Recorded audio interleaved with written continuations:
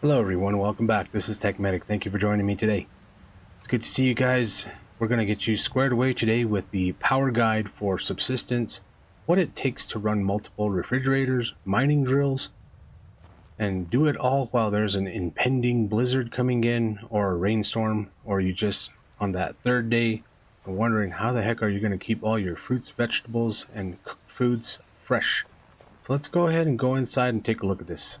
Okay, now that we're inside, we can see that we have a number of different electronics going on. We've got 5 mining drills. We also got 4 fully powered refrigerators. As you can see, they're all on. You see, all on. And of course, we've got a light going, which for some reason, Cold Games, if you're watching, can you please tone down the power draw for the light to like 0.02, because 0.10 it's drawing the same amount of power as this here refrigerator. But anyway, beyond that gripe, all of these electronics that you see around here, especially the refiner that we have going with 3 different items, it's pulling a lot of power out. Now of course I have 12,500 power. That is 25 of the power storage units.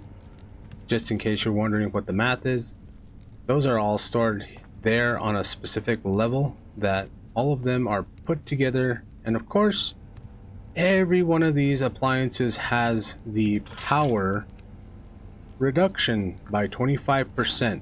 This is extremely helpful, and I implore you to go ahead and make those upgrades. Some of the materials that we can use to upgrade are going to be things like scrap metal. That's why I've been saying in all my videos, whenever you see scrap metal, always pick it up, because it's hugely important. Not getting mad at you, I'm just saying you're gonna miss it when you don't have it. Also, we have metal ingots as well as pearls. We have crystals, and of course circuit boards to make some of these electronics, but we'll get into that in a little bit. But we're gonna need electrical components and a couple of natural ingredients, which are sinew and rope. So those are going to be your main upgrade components for all of these electronics across the board, depending on what tier that you're tackling. And of course, it's nice to have an appliance that is upgraded with these, because it reduces the amount of draw from the power resource that you have. Alright everybody, here comes the part where I ask you to like, subscribe, and comment while looking like Scuba Steve inside of our comfortable subsistence base, while the blizzard rages outside in the middle of the night. So right now the sun is shining pretty bright. Let's go ahead and take a look at the solar panels on top of the building. As you can see here, we've got our potato farm, because we're planning on making Molotovs to burn down the enemies. But we can see here that we've got both upgrades. The secondary upgrade on the solar panel will require you to use another circuit board, so that makes it expensive at that point. But as you can see, at 85% light, we have 0.11 charge coming off. Now there's 27 of these solar panels, so that's all going to add up. On a good day with 90% plus sun, we can generate 0.14 per solar panel that is upgraded to max, just so that you're aware of that information. The next thing that we have is our turbines. Our turbines are only upgraded to level 1, but that's because these are vastly more efficient during a storm. That means the impending blizzard that's coming, as well as the rainstorms in the other season, really start to generate a lot of electricity per turbine.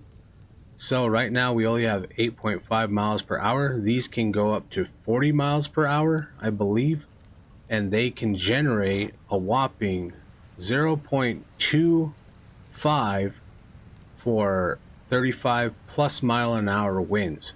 So just so that you're aware, these can generate a ton of electricity during a storm, which helps out your entire grid. So it helps to have at least 4 of these. I have 2 on this specific base, but I chose to go ahead and brute force my power needs by utilizing solar panels. So let's go ahead and go inside and take a look at all of these statistics.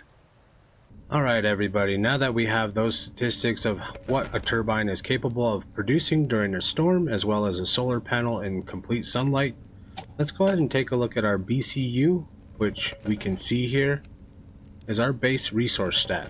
Now I know you're probably wondering, who's that? Well, that used to be my channel name before I changed it back in the day.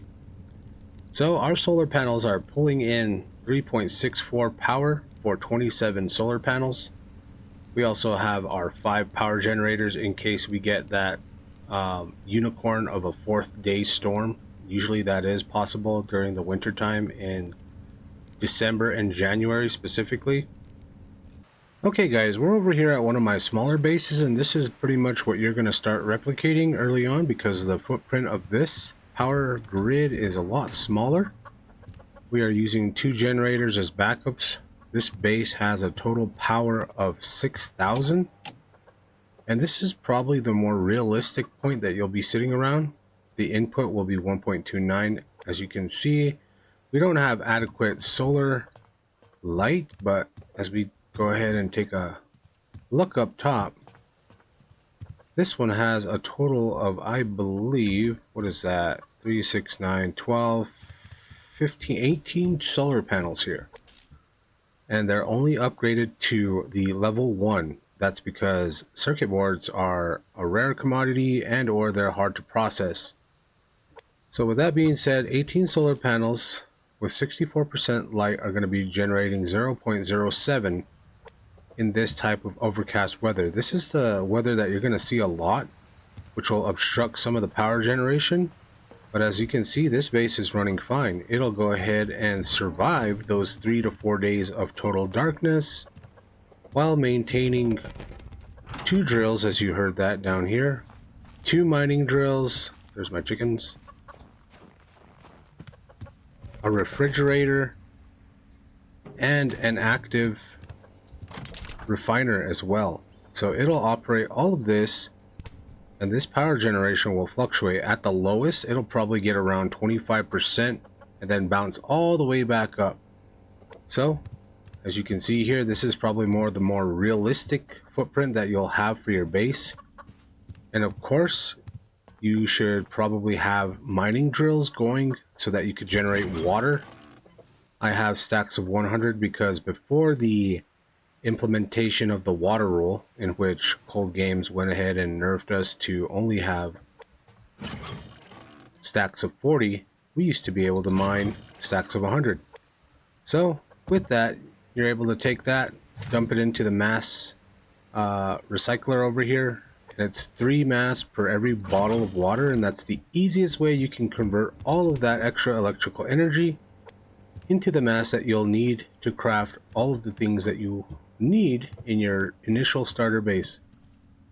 Okay, as you can see on the map here, we have Green Glades Meadows. It does not have anything in terms of the components we need to mine out for the electronics.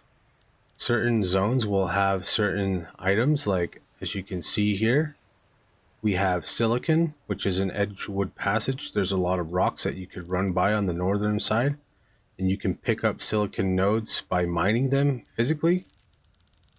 And of course, all of the obsidian is found around Hudson Mountain. So as you can see here, we have different levels of it. You can definitely find a lot on these rocks, but beware, there are cougar spawns here as well as over here. Now, if you're an advanced player, of course, you probably have done the same thing I've done and put a base right on the border of 2 zones.